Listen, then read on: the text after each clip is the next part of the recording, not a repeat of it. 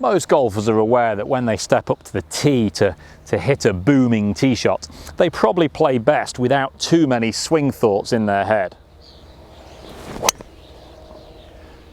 But if when you set up to your tee to hit a drive like that, if you've got a load of different ideas going on your head, sometimes that can almost paralyze you over the ball. You're not clear about what you should be thinking about, and particularly when you're hitting a shot like a driver where margin of error is quite reduced.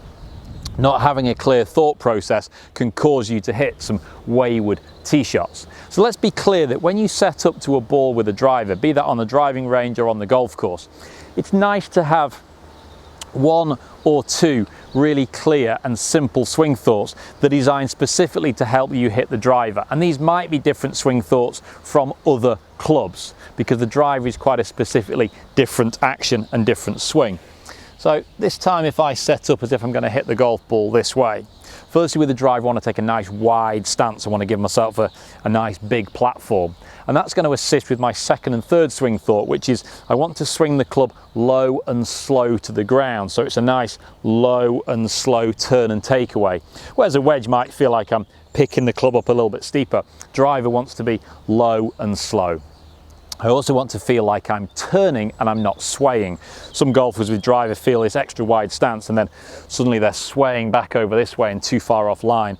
I want to feel like I make a turn, and it might be a turn to my right side, my rear side. As a right-handed golfer, that's my right, but I'm not swaying off the golf ball, so I turn to my right. From there, I want to try and make sure that I don't kill it. Now that concept is just over hitting it. Sometimes when we see a golf with driver, they think they need to hit the ball as hard as they possibly can, and that can cause problems with sort of overly tight, overly tense, and not hitting the ball particularly well. A nice feeling to try and quell that concept of hitting it too hard is just to think that if you had a bucket of water and you were going to maybe wash your car and the car's in front of you, you take this bucket of water, you'd swing back and you'd swing through, and you'd take your body weight over to that front side. You certainly wouldn't snatch it back and snatch it through and throw the water all over yourself. So we'd set up to the golf ball here, we'd have this low and slow wide takeaway. We'd take the club to the top with a twist and a turn, but not a sway. From here, we turn through, we throw the bucket of water over the car that way to a nice balanced finish position, and at no point in that process did we feel like we were trying to overhit the ball or kill it. We weren't trying to hit it too far and too hard. Now you might appreciate there that I've given you quite a few different things to think about. And you might also consider, right at the start of the video, I said, don't overthink it. So what I would suggest you do here is cherry pick one or two of these different swing thoughts, take them to the driving range and work on them, and try and get them to become almost automatic. So you're not standing over the golf ball going, what did Pete say on that video? I had to do this, but not this, and this and not this, and then I had to do that and then throw a bucket of water over my car. Try and make it so it feels quite natural, quite comfortable.